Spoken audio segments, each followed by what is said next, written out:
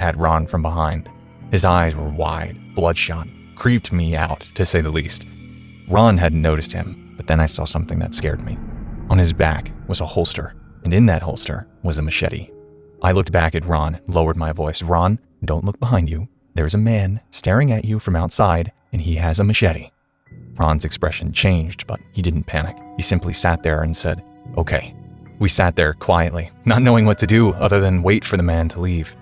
We looked at each other and started to smile and giggle uncomfortably to lighten the mood. The man finally moved after about a minute or two, and I watched him to see where he would go.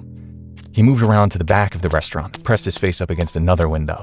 Again, he stared at us with these wide, bloodshot eyes, and I could see the handle of the machete clearly. I tried to think of what I should do next, so I got up and went up to an employee, told him what was happening, and asked him to call the police. He gave me this lazy look and said that, I will. I went back to my seat and got an idea. I wanted to take a picture of the man to show the police, but I didn't want the man to know it. So I took out my phone and aimed it at Ron while very subtly angling it to get that creepy man in the background. "Smile," I said to Ron. He seemed to understand what I was implying, and he faked a pose. After taking the pictures, I noticed that the few other people in the restaurant still somehow hadn't noticed this man, so I got up and told them. And when they saw him, I could tell that they were frightened. They started to talk amongst themselves about what should they do. Well, I thought about trying to leave, but with the man outside, I did not want to take that risk, knowing who knows what he would do if we tried to leave. The man could also easily come inside and do God knows what, and I realized that we were pretty much trapped. The man still had his face pressed up against the glass, standing perfectly still, staring at us with these wide, bloodshot eyes. I soon realized that the worker had never actually called the police, because if he had, they would have been there by that time. So I got annoyed and decided to take things into my own hands. I took out my phone again and I dialed 911. As soon as I did, the man moved. My heart dropped. The man started to circle his way back around to the side door next to our table. I thought that he was going to come inside.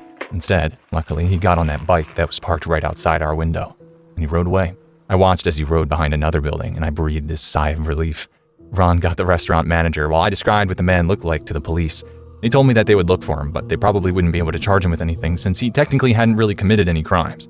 All they could do was ban him from the location. The police told us to stay put until they called back, so Ron and I sat down back at our table to finish our meal. And while we were eating, I was obviously afraid that the man would come back, but luckily he never did.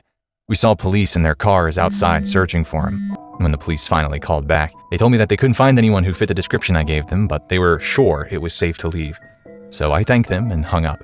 When we finished our food, we carefully stepped outside and looked around to make sure that the man was truly gone. Then we dashed for the car, drove back to theater practice. I had to call our director and explain why we were 30 minutes late. When we got back, Ron and I had a good laugh